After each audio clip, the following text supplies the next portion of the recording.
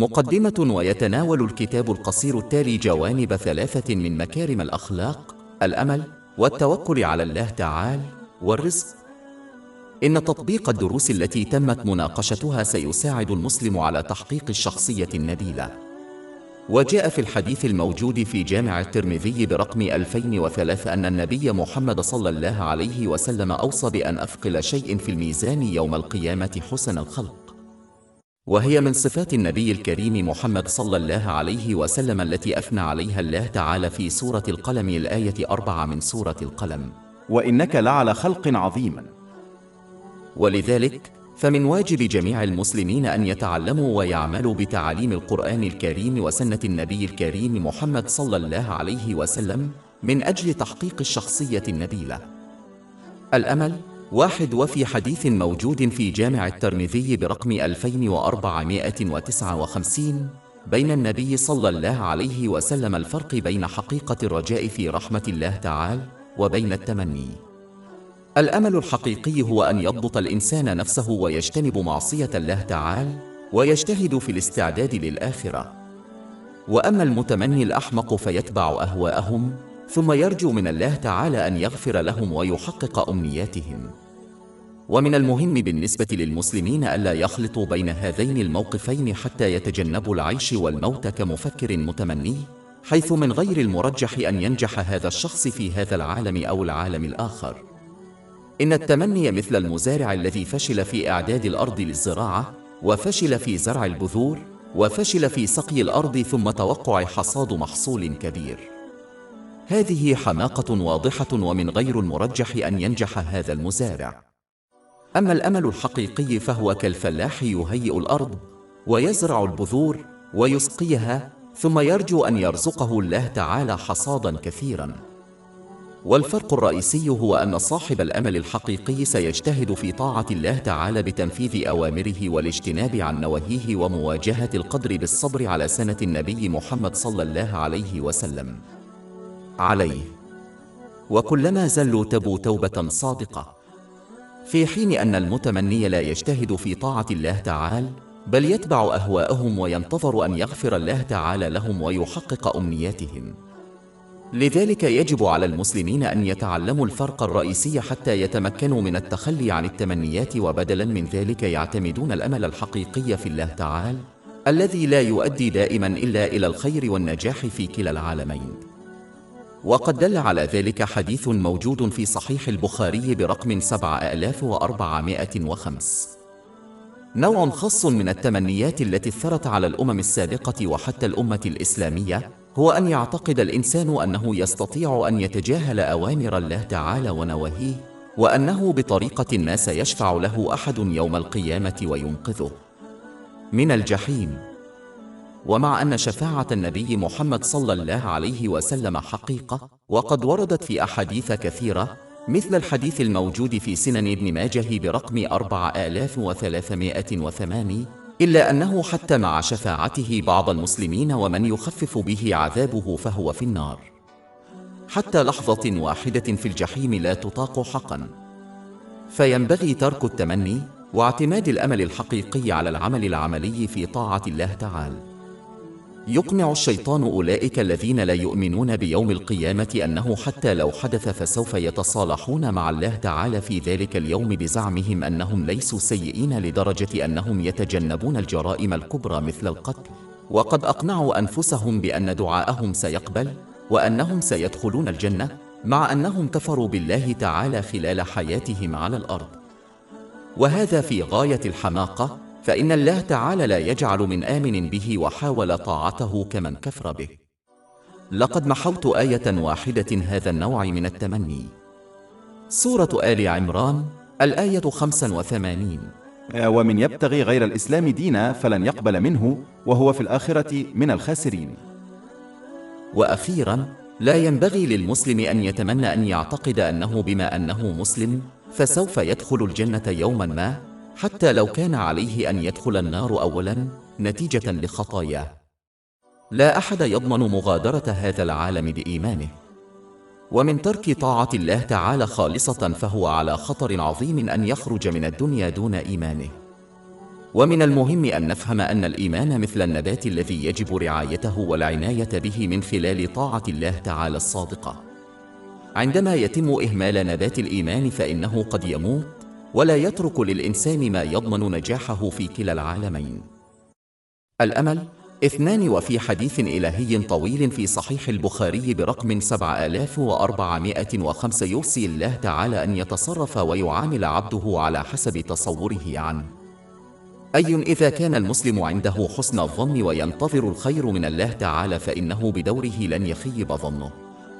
وكذلك إذا كان لدى الإنسان أفكار سلبية عن الله تعالى كأن يعتقد أنه لن يغفر له فإن الله تعالى يعمل حسب اعتقاده. ومن المهم أن نلاحظ أن هناك فرقاً شاسعاً بين الرجاء الحقيقي بالله تعالى الذي يشير إليه هذا الحديث وبين التمني. التمني هو أن يفشل العبد في طاعة الله تعالى في أداء أوامره والاجتناب عن نواهيه ومواجهة القدر بالصبر على سنة النبي محمد صلى الله عليه وسلم، فيكون بذلك ويسيء استخدام النعم التي أعطيت لهم، ولا يزال ينتظر من الله تعالى أن يغفر لهما ويرحمهما في الدارين.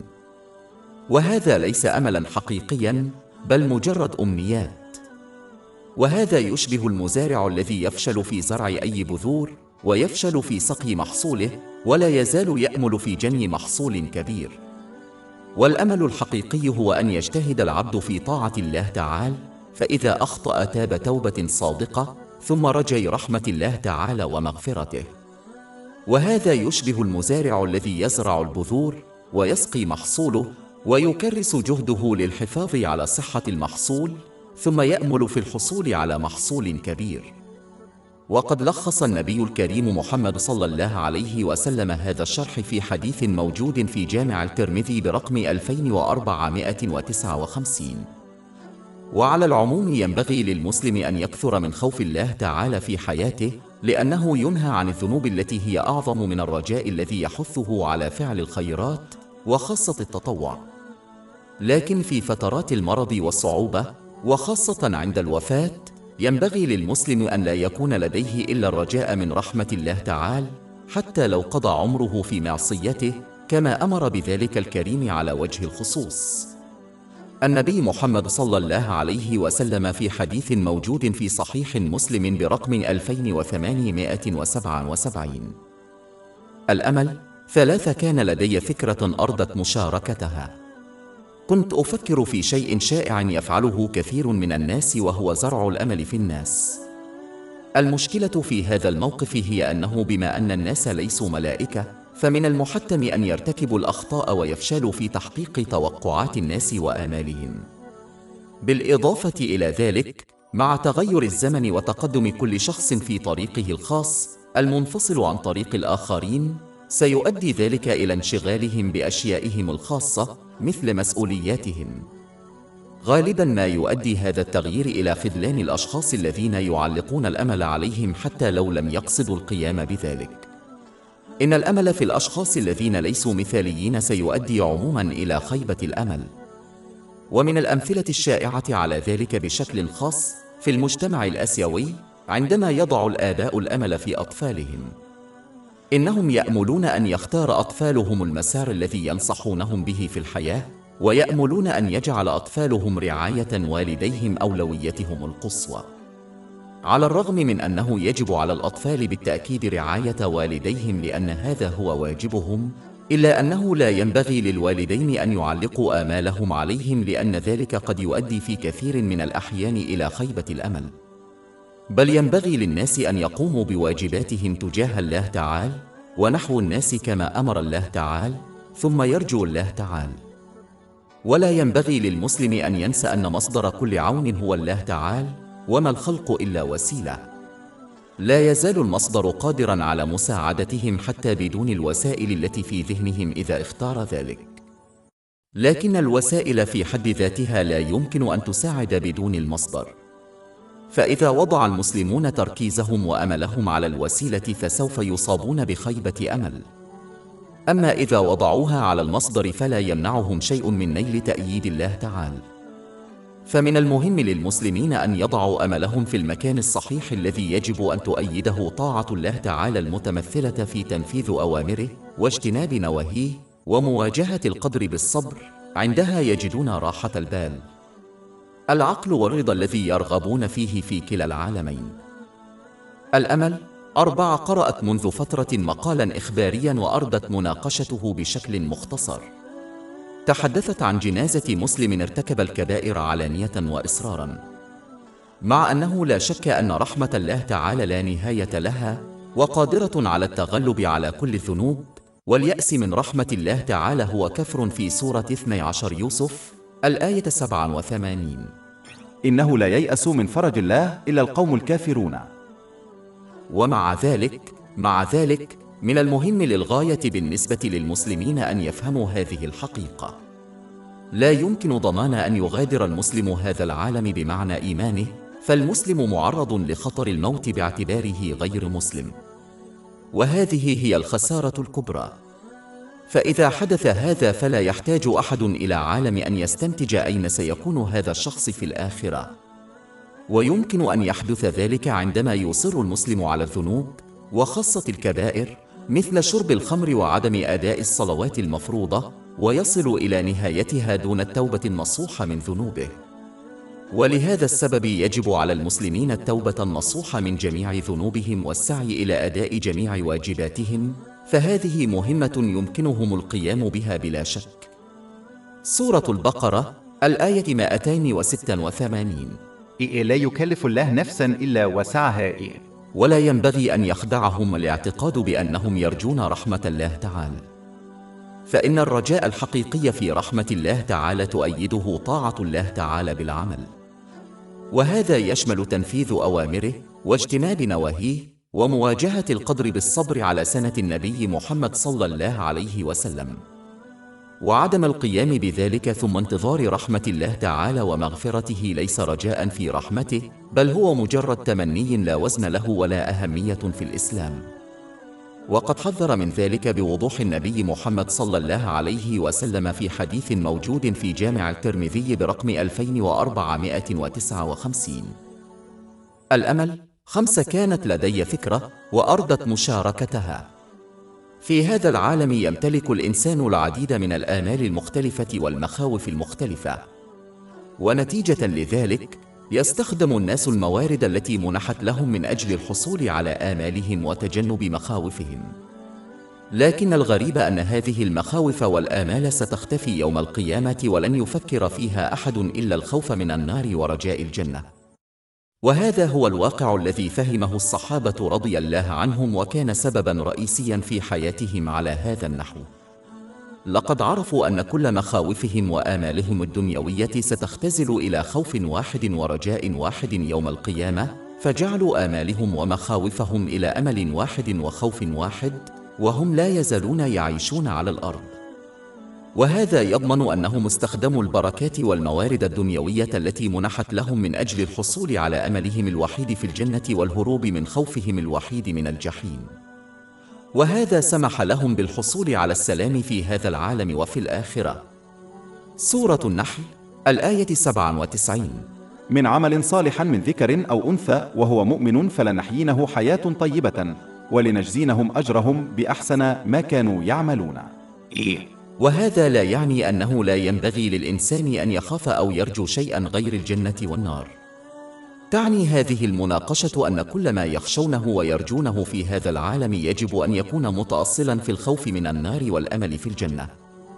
بمعنى آخر، يجب أن ترتبط جميع مخاوف الإنسان وآماله ارتباطا مباشرا بالخوف الوحيد من الجحيم والأمل الوحيد في الجنة. وينبغي التخلص من جميع المخاوف والآمال الأخرى لأنها غير مهمة في هذا العالم، حتى لو لم يكن ذلك واضحا للإنسان، لأنها لن تكون ذات أهمية يوم القيامة. إن التصرف بهذه الطريقة سيزيد من راحة الفرد وسلامه في هذا العالم، ويضمن استعداده بشكل كاف للهروب من خوفه الوحيد من الجحيم والحصول على أمله الوحيد في الجنة في الآخرة. توفير 1. وفي حديث موجود في صحيح مسلم برقم 6748 أن النبي محمد صلى الله عليه وسلم أوصى بأن الله تعالى قسم كل شيء من الرزق لجميع الخلق قبل 50,000 سنة من خلق السماوات والأرض. من المهم أن نفهم أن هناك جانبين فيما يتعلق بجميع المواقف مثل الحصول على الرزق. الجانب الأول هو ما قضى الله تعالى معناه وقدره، سيحدث هذا ولا شيء في الخليقة يمكن أن يمنع حدوث ذلك. وبما أن هذا الأمر خارج عن أيدي الشخص، فليس من المنطقي التركيز على هذا الجانب، لأنه ليس له أي تأثير على المصير بغض النظر عما يفعله هو أو أي شخص آخر. بالإضافة إلى ذلك، يتضمن هذا الحكم الحد الأدنى الذي يحتاجه الإنسان للبقاء على قيد الحياة في هذا العالم، أي ما دام الإنسان على قيد الحياة فسيظل يتلقى رزقه، ولا يمنعه شيء من تلقيه والانتفاع به ولا حتى نفسه.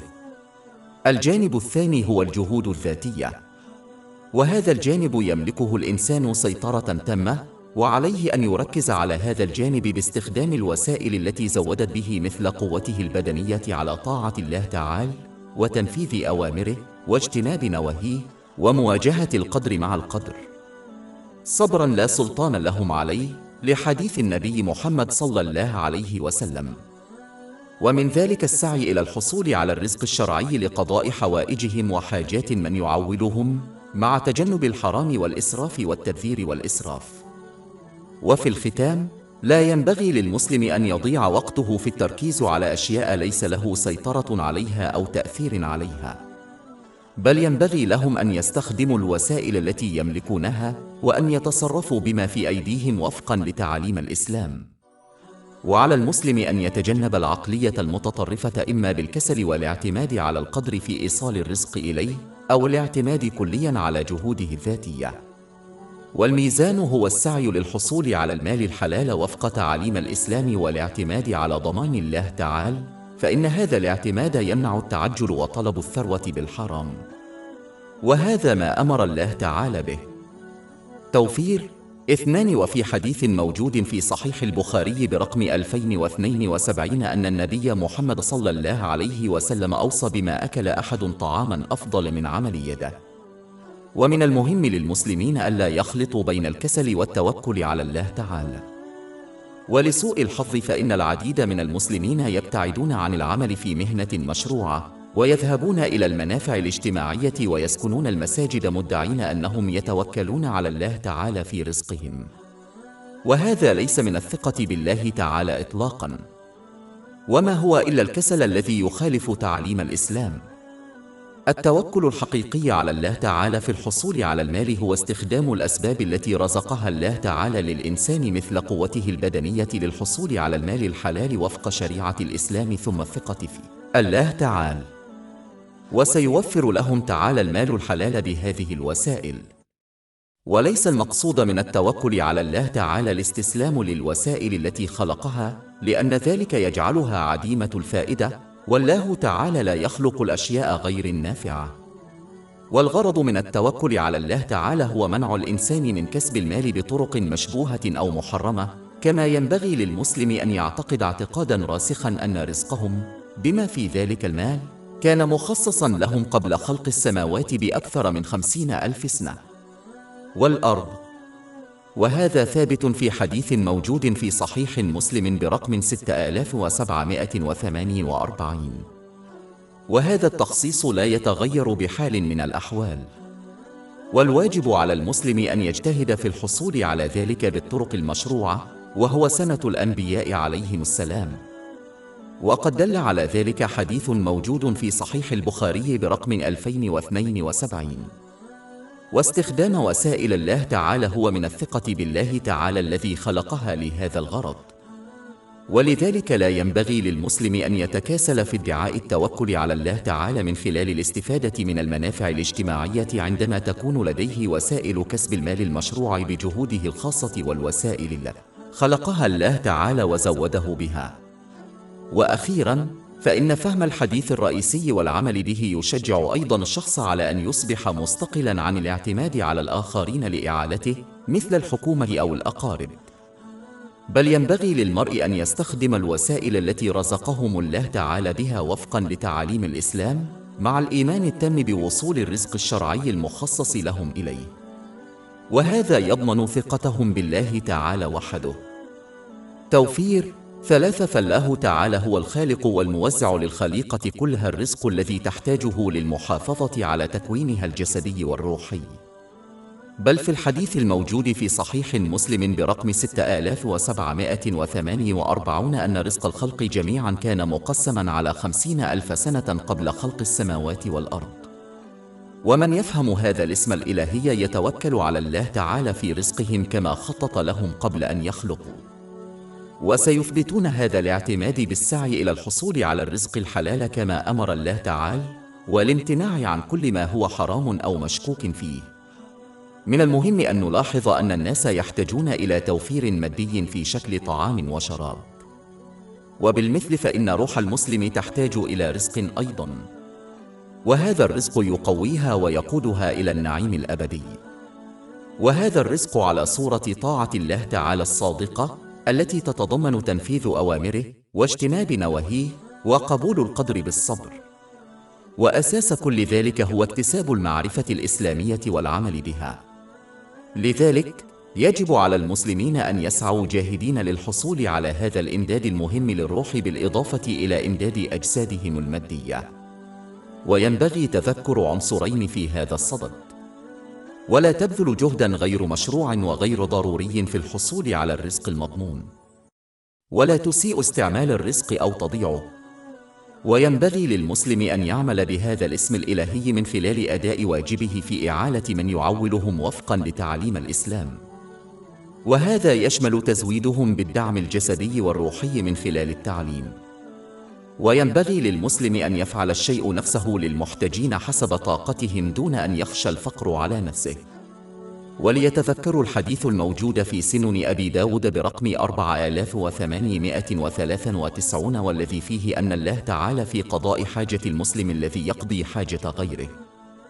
توفير 4. فالله تعالى هو الذي لا حدود له، ويمنح النعم والنعم دون عوض أو سبب خارجي، فهو يعطي بسخاء دون أن يطلب منه. والمسلم الذي يفهم هذا الاسم الإلهي سيطلب دائما الفضل والبركة من الله تعالى، لأنه يعلم أن المعطي يحب أن يسأل. وهذا ما يؤكده حديث موجود في جامع الترمذي برقم 3571. لكن من المهم أن يعلم من يطلب الفضل من المنعم أنه لا يناله بمعصيته، وأي نعمة دنيوية تحصل بمعصية الله تعالى فإنها لا تكون إلا عبئا على صاحبها في الدارين. وينبغي للمسلم بدلا من ذلك أن يسعى للحصول على النعم النافعة من المنعم بتنفيذ أوامره والامتناع عن نواهيه ومواجهة القدر بالصبر. عندما يفهم المسلم حقا أن جميع النعم قد تم منحها من قبل المعطي فإنه سيظهر الامتنان الحقيقي له، وذلك بأن يستعمل جميع النعم التي يملكها فيما يرضي الله تعالى، وهذا يؤدي إلى زيادة النعم. سورة إبراهيم الآية 7. وإذ تأذن ربكم لئن شكرتم لأزيدنكم. وينبغي للمسلم أن يعمل بهذا الاسم الإلهي بأن يمنح الآخرين ما أنعم به من النعم ابتغاء مرضات الله تعالى. من يعطي للآخرين سيعطي أكثر مما كان يتخيل. سورة البقرة الآية 245. من ذا الذي يقرض الله قرضا حسنا فيضاعفه له أضعافا مضاعفة، والله يقبض ويبسط وإليه ترجعون. توفير 5. كانت لدي فكرة وأردت مشاركتها. غالبا ما يشتكي الناس من الإرهاق العقلي والجسدي عندما يتعلق الأمر بكسب رزقهم القانوني من أجل تلبية احتياجاتهم ومسؤولياتهم، مثل إعالة من يعولونهم. ومن المهم أن نفهم أنه ما دام الإنسان يعيش في هذا العالم فإن رزقه، أي الأشياء التي يحتاجها للبقاء على قيد الحياة في هذا العالم، قد كفلها الله تعالى. بل خصص رزق الخلق قبل أن يخلق السماوات والأرض ب50,000 سنة. ويؤكد ذلك حديث موجود في صحيح مسلم برقم 6748. سورة 11 هود الآية 6. وما من دبة في الأرض إلا على الله رزقها ويعلم مستقرها ومستودعها، كل شيء في سجل واضح. يتضمن أحد جوانب هذا التخصيص الطاقة العقلية والجسدية اللازمة للحصول على رزق الفرد. لكن المهم أن نلاحظ أن الرزق المضمون هو فقط الحد الأدنى المطلوب للبقاء على قيد الحياة في هذا العالم، فلا ضمان أن يحصل الإنسان على أكثر من هذا الحد الأدنى، مع أن معظم الناس يحصلون على أكثر. وهذا يعني أنه على الرغم من أن جميع الناس قد تم تزويدهم بالطاقة العقلية والجسدية للحصول على الحد الأدنى من الإمداد الذي يحتاجونه للبقاء على قيد الحياة في هذا العالم، إلا أنهم لم يتم تزويدهم بأكثر من ذلك. بمعنى أن بعض الناس قد زودوا بأكثر من الحد الأدنى، وبالتالي تم تزويدهم أيضاً بالطاقة العقلية والبدنية اللازمة للحصول عليها، بينما لم يتم تزويد البعض الآخر. لذلك، عندما يسعى الناس للحصول على أكثر من الحد الأدنى من متطلباتهم، والتي لم يتم تخصيصها لهم، فلن يؤدي ذلك إلا إلى سئمهم عقلياً وجسدياً، حيث لم يتم تزويدهم بالطاقة العقلية والبدنية الإضافية اللازمة للحصول على المزيد للرزق. أما من يسعى للحصول على ضرورياته دون إسراف وإفراط، فلن يشبع أبداً ذهنياً أو بدنياً، حيث كفل له هذا المستوى من الطاقة العقلية والبدنية. في الختام، إذا أراد المرء تجنب الإرهاق العقلي والجسدي فيما يتعلق بالحصول على رزقه، فعليه أن يسعى للحصول عليه واستخدامه وفقاً لمتطلباته الدنيا وتعليم من يعولهم أن يفعلوا الشيء نفسه. الحمد لله رب العالمين، والصلاة والسلام على خاتم رسول الله محمد وعلى آله وصحبه الكرام. التوكل على الله سبحانه وتعالى واحد. وفي حديث في جامع الترمذي برقم 2344 أوصى النبي محمد صلى الله عليه وسلم أنه إذا كان الناس يتوكلون على الله تعالى لرزقهم كما يرزق الطير، يغادرون أعشاشهم جائعين في الصباح ويعودون في المساء راضين، إن التوكل على الله تعالى أمر محسوس بالقلب وثابت بالجوارح، أي إخلاص العبد في طاعة الله تعالى بتنفيذ أوامره واجتناب نواهيه واستقبال القدر بالصبر على قدره. أحاديث الرسول الكريم محمد صلى الله عليه وسلم. سورة 65 سورة الطلاق، الآية 3. ومن يتوكل على الله فهو حسبه. أما جانب الثقة الداخلي فهو الإيمان الجازم بأن الله تعالى وحده هو الذي يرزق العبد ما ينفعه ويدفع عنه مضره في دنياه ودينه. ويفهم المسلم أن مصدر العطاء أو المنع أو الضرر أو النفع ليس إلا الله تعالى. يعتقد المسلم حقا أن كل ما يحدث في حياته والذي يقرره الله تعالى وحده هو الأفضل لجميع المعنيين به، حتى لو لم يكن ذلك واضحا له ولغيره. سورة البقرة، الآية 216. وعسى أن تكرهوا شيئا وهو خير لكم، وعسى أن تحبوا شيئا وهو شر لكم، والله يعلم وأنتم لا تعلمون. ومن المهم أن نلاحظ أن التوكل الحقيقي على الله تعالى لا يعني ترك استخدام الوسائل التي رزقها الله تعالى كالدواء. كما يذكر الحديث الرئيسي قيد المناقشة بوضوح أن الطيور تترك أعشاشها بحثا نشطا عن القوت. وعندما يستخدم الإنسان ما زوده به الله تعالى من قوة ووسيلة وفقا لتعاليم الإسلام، فهو بلا شك طاعة له ومعتمد عليه. وهذا في الواقع العنصر الخارجي للتوكل على الله تعالى، وقد بين ذلك في كثير من الآيات والأحاديث. سورة النساء، الآية 71.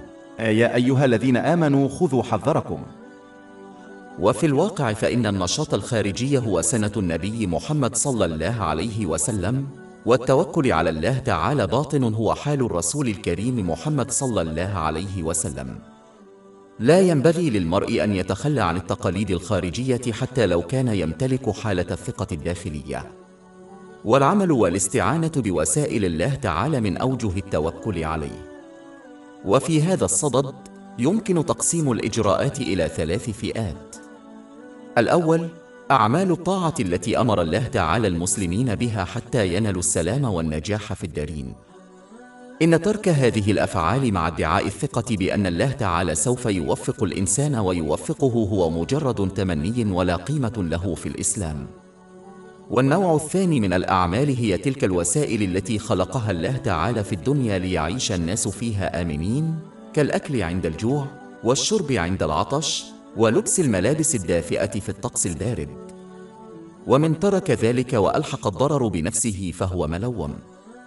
ولكن هناك من الناس من رزقهم الله تعالى قوة خاصة حتى يتجنبوا هذه الوسائل دون أن يضروا أنفسهم.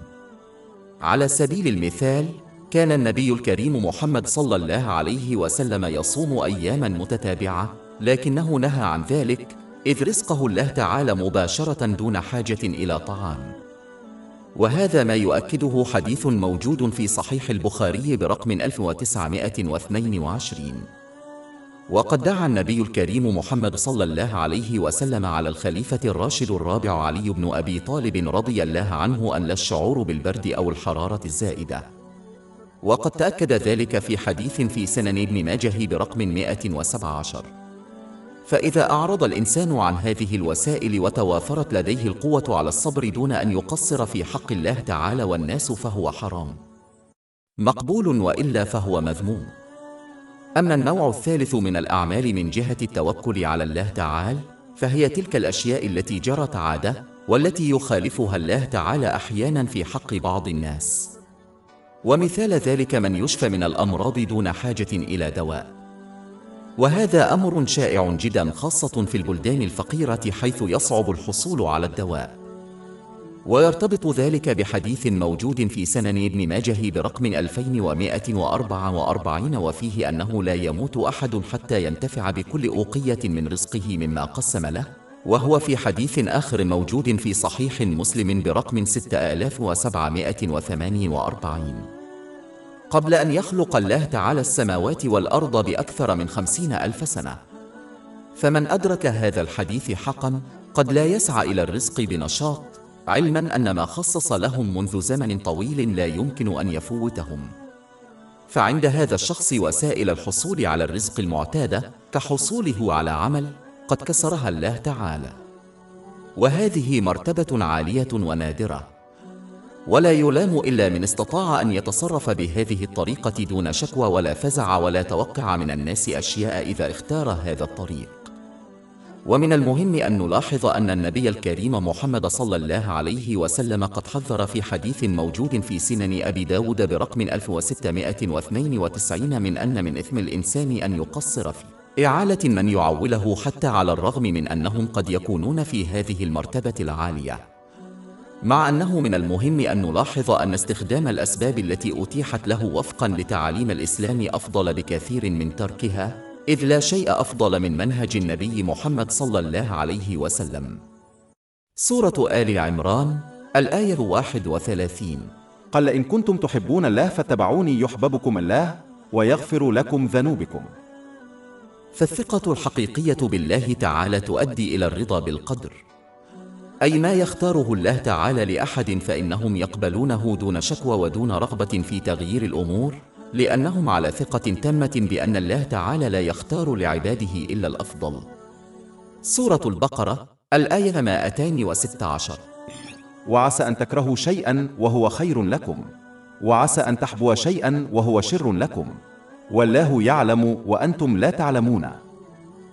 وفي الختام، فإن الأفضل اتباع سنة النبي محمد صلى الله عليه وسلم باستخدام الوسائل المشروعة التي رزقت بها وفقا لتعاليم الإسلام، معتقدا أنها من عند الله عز وجل. ثق داخليا أنه لن يحدث إلا ما قدره الله تعالى، وهو بلا شك الاختيار الأمثل لكل شخص، سواء لاحظ ذلك وأدركه أم لا. التوكل على الله سبحانه وتعالى 2. وفي حديث موجود في صحيح البخاري برقم 5705 أوصى الرسول الكريم محمد صلى الله عليه وسلم أن يدخل الجنة 70,000 مسلم بغير حساب، ووصف صفاتهم. السمة الأولى هي أنهم لا يعالجون أنفسهم بالتعاويذ الروحية، وذلك عندما يقرأ الشخص كلمات مرتبطة بالقرآن الكريم أو أحاديث الرسول الكريم محمد صلى الله عليه وسلم، وينفخ على نفسه أو على الآخرين لعلاج مرض أو مشكلة. وهذه الطريقة حلال تماما في أحاديث كثيرة، مثل الحديث الموجود في صحيح البخاري برقم 5741. والنوع المحرم هو استخدام كلام شيطاني. وعلى الرغم من أن التعويذة الشرعية جائزة للأسف، إلا أن بعض المسلمين ينشغلون بها ويتعلقون بها لدرجة أنهم يعتمدون عليها ويثقون بها أكثر من ثقتهم بالله تعالى، بمعنى أنهم يتصرفون تقريبا ولن يتم شفاؤهم إلا إذا قاموا بالتعويذة، كما لو أن قوة الشفاء تكمن فيها. وهذا الاعتقاد ينافي التوكل الحقيقي على الله تعالى، فالحقيقة أن مصدر كل شيء هو الله تعالى وحده. إنه يختار فقط علاج بعض الأشخاص من خلال وسائل مثل الطب التقليدي أو التعويذة. لا ينبغي للمسلم أن يعتمد كثيرا على التعويذات، حيث أنه بدونها لا يمكن تحقيق نتيجة ناجحة. وهذا يشبه من يقرأ التمارين الروحية معتقدا أنه إذا فشل في القيام بذلك فلن ينجو من المرض والمصائب، أو يعتقد أنه يمكنه تغيير مصيره بطريقة ما، وهذا غير صحيح تماما. إن الله تعالى يحمي الناس، ويمكنه أن يفعل ذلك بالتمارين الروحية أو بدونها، أي أنه لا يعتمد على أي شيء لتحقيق شيء ما، بل يجب على المرء بدلا من ذلك أن يخلص في طاعة الله تعالى باستخدام الوسائل التي رزقه بها مثل الطب وفقا لتعاليم الإسلام، والاعتماد على الله تعالى في اختيار النتيجة الأفضل له في كل حالة. ولا يوجد أي شخص آخر لديه أي سيطرة في تقرير ما يحدث، وبالتالي لا ينبغي الخوف منه. سورة التوبة الآية 51. يقل لن يصيبنا إلا ما كتب الله لنا، يهو مولانا، وعلى الله فليتوكل المؤمنون. بالإضافة إلى ذلك، فإن الانغماس في التعويذات الروحية غالبا ما يؤدي إلى مرض أسوأ مما كانوا يخشونه في الأصل، وهو جنون العظمة. جنون الارتياب يجعل المرء يفكر بشكل سلبي في الله تعالى والناس، وهذا لا يؤدي إلا إلى ضعف الإيمان والإضرار بالعلاقات مع الآخرين. وبالإضافة إلى ذلك، فإن الهدف الأساسي للتعاليم الإسلامية هو طاعة الله تعالى عملياً وليس الرق. يمكن للمسلم أن يستخدم التعويذة المشروعة، ولكن من الأفضل أن يعلم أن مصدر العون هو الله تعالى، ولا يمنعه شيء من نصرته أو يعينهم إذا قضى لهم غير ذلك. هناك مشكلة أخرى تتعلق بالإفراط في الاعتماد على التمارين الروحية مثل التعويذة، وهي أنه عندما يواجه هؤلاء الأشخاص صعوبات، بدلاً من مراقبة أنفسهم وسلوكهم أولاً لمعرفة ما إذا كانوا بحاجة إلى تغييره إلى الأفضل وللثبت على طاعة الله تعالى، ينتظرون الفرج بصبر، لجأون إلى الأشخاص غير المتعلمين وعديمي الخبرة اللذين يدعون إصلاح الأمور للدنيوية المناخل للتمارين للروحية. وكما أشرنا سابقاً، فإن هؤلاء الأشخاص يتسببون فقط في إصابة المسلم بمرض أسوأ بكثير من مشكلته الأولية، وهي جنون العظمة. إنهم يقنعون المسلمين بأن مشاكلهم إما أن سببها مخلوقات خارقة للطبيعة مثل الجن، أو بسبب السحر الأسود الذي استخدمه شخص ما ضدهم. وعلى الرغم من وجود الجن، إلا أنه من النادر جدا أن يؤثروا على الناس في أمورهم الدنيوية، وهذا يجعل المسلمين يصابون بجنون العظمة والخرافات بشدة بشأن الأشياء التافهة، بل ويجعلهم يشعرون بالريبة تجاه أصدقائهم وأقاربهم، وهذا لا يؤدي إلا إلى العداء والعلاقات الممزقة. ومن المهم بالنسبة للمسلمين تعزيز إيمانهم من خلال اكتساب المعرفة الإسلامية والعمل بها، وهذا سيمنعهم من اللجوء إلى مثل هؤلاء الحمقى الذين لا يستطيعون حتى إصلاح مشاكلهم، ناهيك عن إصلاح مشاكل الآخرين. الإيمان القوي سيمنع جنون العظمة من التأثير عليهم، حيث سيعتمدون بشكل كامل على الله تعالى. الإيمان القوي يجعل المسلم يفهم أنه حتى لو أراد الخليقة كلها أن تؤذيهم فلن تستطيع أن تفعل ذلك إلا بإذن الله تعالى، وكذلك الخلق جميعا لا ينفعهم إلا أن يشاء الله تعالى، وكل حالة وموقف لا يحدث إلا وفق خطة محددة وغير قابلة للتغيير، وهي القدر. وقد نصح بذلك في جميع التعاليم الإسلامية، مثل الحديث البعيد الموجود في جامع الترمذي برقم 2516. وأخيراً، فإن الاشتغال برياضات روحانية غير متأصلة في التعاليم الإسلامية يشجع أيضاً على التعامل مع خزانة الله تعالى كالكان الذي يشتري من الله تعالى أشياء دنيوية مقابل بعض الرياضات الروحانية. وهذا موقف غير محترم وغير صادق للغاية، حيث أن القرآن الكريم وسنة النبي الكريم محمد صلى الله عليه وسلم ليست بطاقات ائتمان يمكن استخدامها لشراء أشياء دنيوية مثل طفل أو طفل، تأشيرة دخول، بل يجب على المرء أن يعرف مكانهم ويتصرف كعبد مخلص لله تعالى، ولا يتصرف كعميل. وعليهم أن يطيعوا الله بإخلاص باستخدام البركات التي منحهم إياها بالطرق التي ترضيه. يجوز طلب حلال الدنيا من الله تعالى بالطريقة التي أقرها القرآن الكريم وسنة النبي الكريم محمد صلى الله عليه وسلم، ولكن يجب اجتناب الطرق الأخرى لأنها تؤدي إلى سوء الاستخدام، مصدراً الهداية وسلوك الزبون تجاه الله تعالى. وفي الختام، ينبغي للمسلم أن يحقق الهدف الأساسي لتعاليم الإسلام من خلال أداء أوامر الله تعالى والاجتناب عن نواهيه، ومواجهة الأقدار بالصبر على سنة النبي الكريم محمد صلى الله عليه وسلم، فتوكل على الله تعالى في عونهم في كل الأحوال.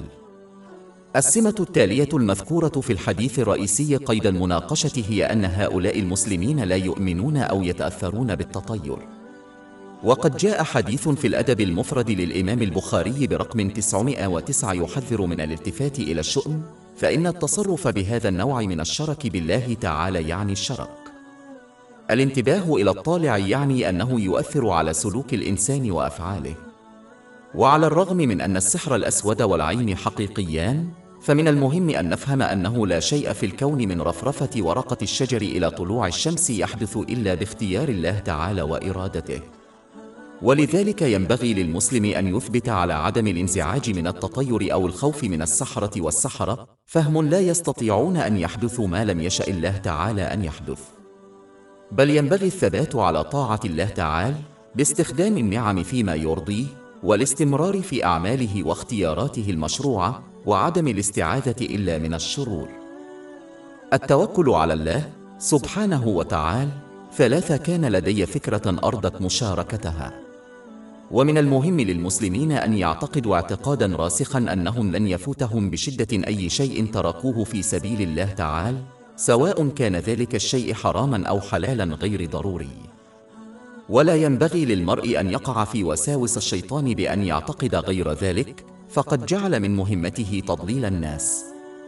على سبيل المثال، كلما ألهم المسلم التبرع بالصدقة، سارع الشيطان إلى تحذيره وإخافته بالفقر الذي يؤدي في كثير من الحالات إلى تغيير المسلم رأيه على الرغم من اعتقاده الكامل بأنه لن يصبح فقيرا بالتبرع ببعض ثروته.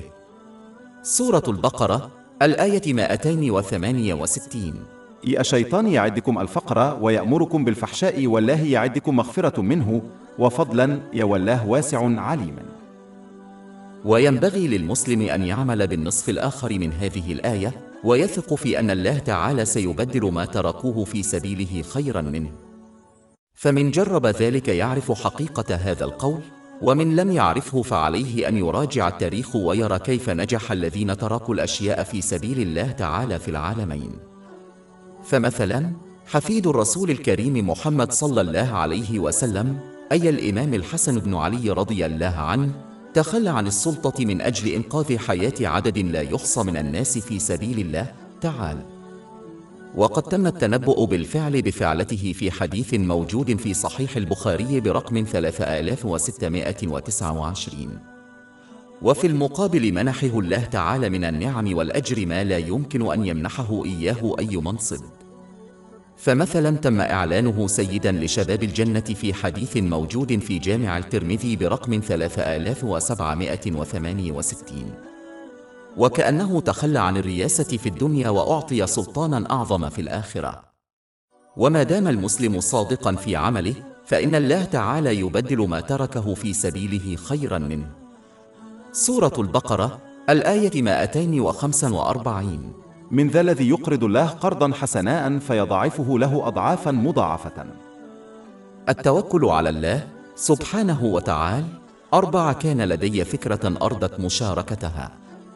ومن العجب أن بعض المسلمين قد اتخذوا موقفا يجعلون من التوكل على الله تعالى ذريعة للتكاسل عما يخالف هواهم.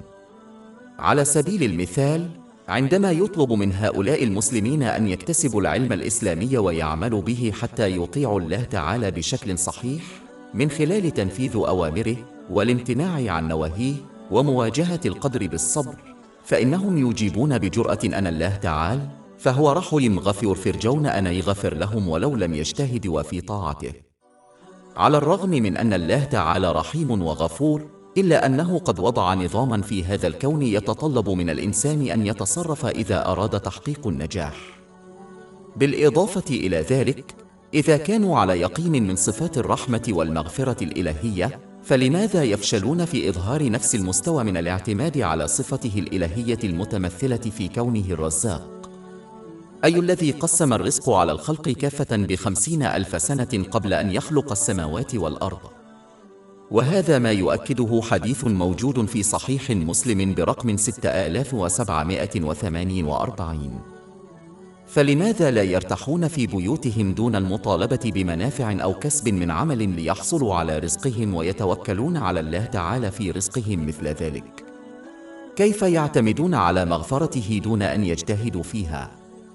يثبت موقف قطف الكرز هذا كسلهم ونيتهم الحقيقية غير الصحيحة، ولا يتوكلون على الله تعالى مطلقا. ويجب أن يتغير هذا الموقف قبل أن يأتي الوقت المناسب، بحيث يطيعون الله تعالى فعليا ويعتمدون داخليا على مغفرته ورحمته. عندها فقط سيحقق المسلم النجاح الحقيقي في كلا العالمين. التوكل على الله. 5. كان لدي فكرة أرضت مشاركتها. كنت أفكر في مشكلة شائعة بين المسلمين. عندما يواجه البعض الصعوبات، بدلاً من مراقبة أنفسهم وسلوكهم أولاً لتقييم ما إذا كانوا بحاجة إلى التغيير إلى الأفضل والثبات على طاعة الله تعالى وانتظار الفرج بصبر، يلجؤون بدلاً من ذلك إلى أشخاص غير متعلمين وعديمي الخبرة لدعوى الإصلاح الأمور الدنيوية من خلال الوسائل الروحية. هؤلاء الأشخاص لا يتسببون إلا في إصابة المسلم بمرض أسوأ بكثير من مشكلته الأولية، وهي جنون العظمة. هؤلاء الناس يقنعون المسلمين بأن مشاكلهم إما أن سببها مخلوقات خارقة للطبيعة مثل الجن، أو بسبب السحر الأسود الذي استخدمه أحدهم ضدهم.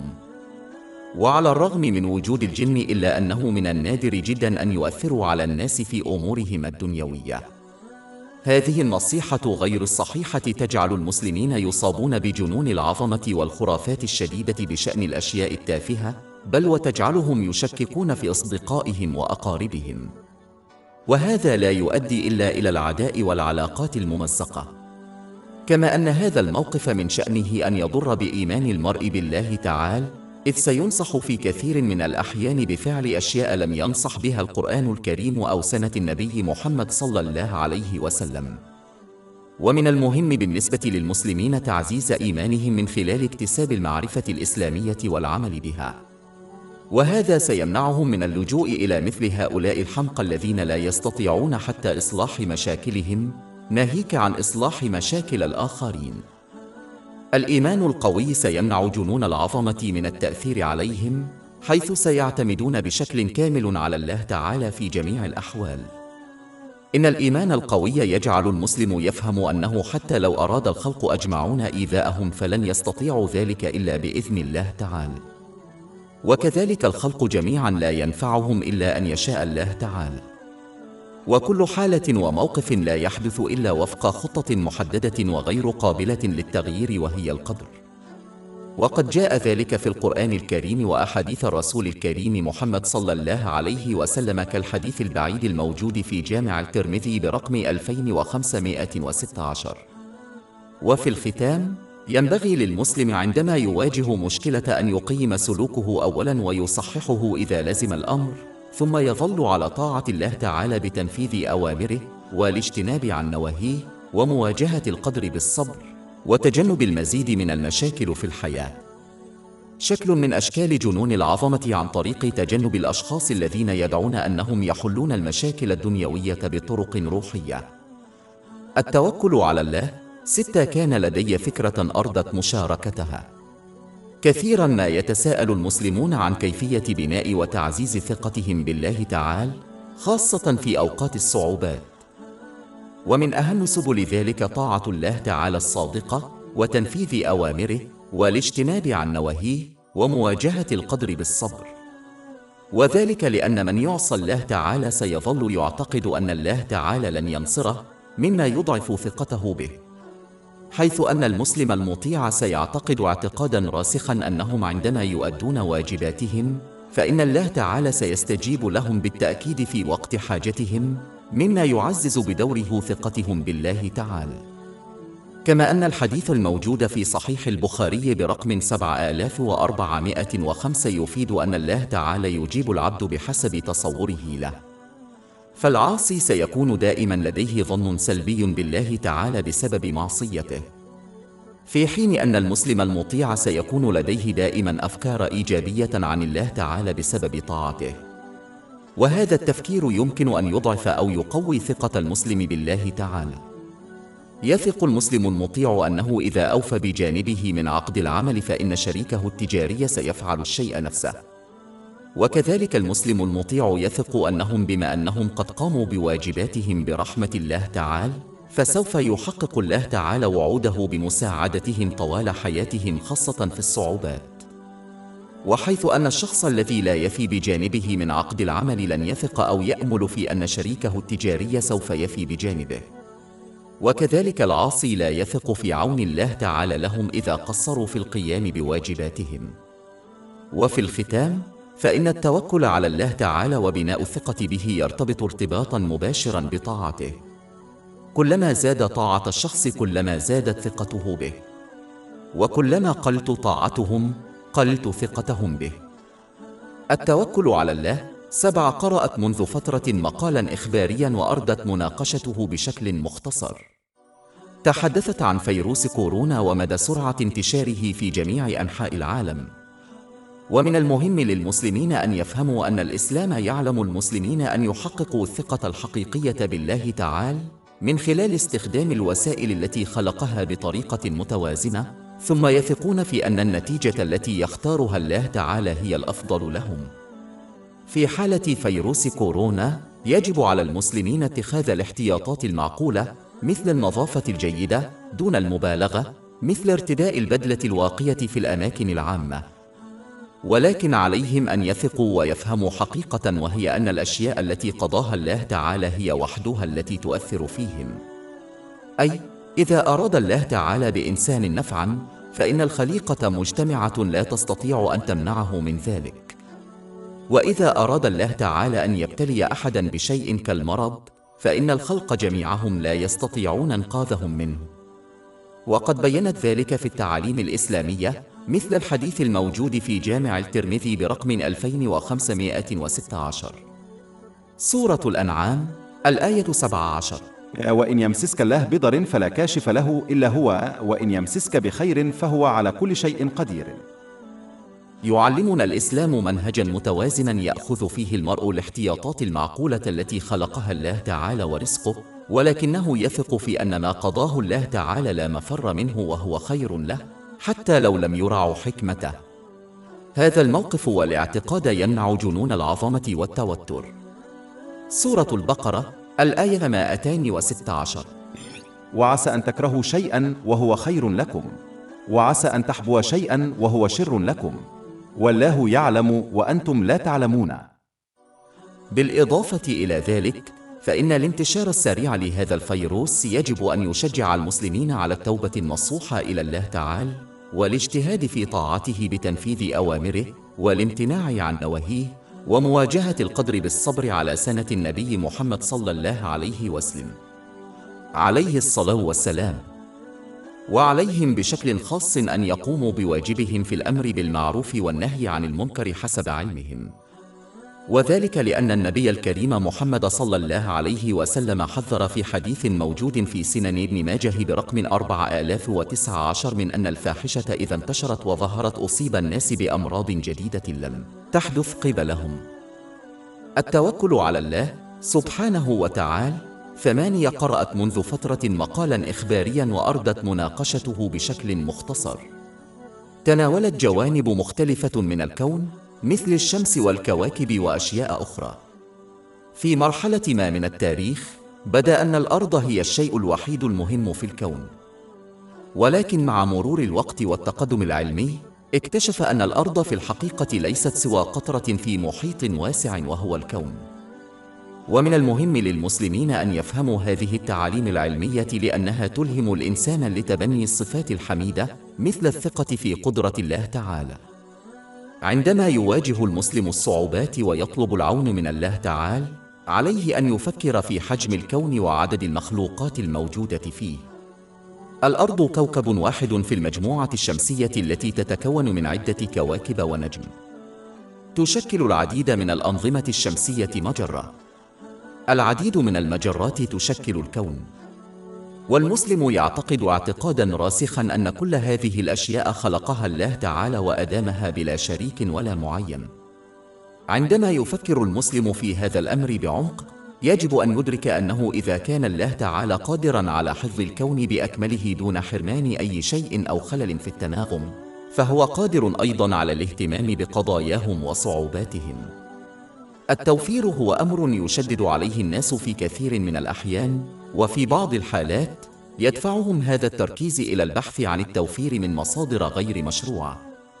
عندما يواجه المسلم هذا الضغط، عليه أن يفكر في الكون وفي المخلوقات التي لا تعد ولا تحصى والتي يرزقها الله تعالى باستمرار.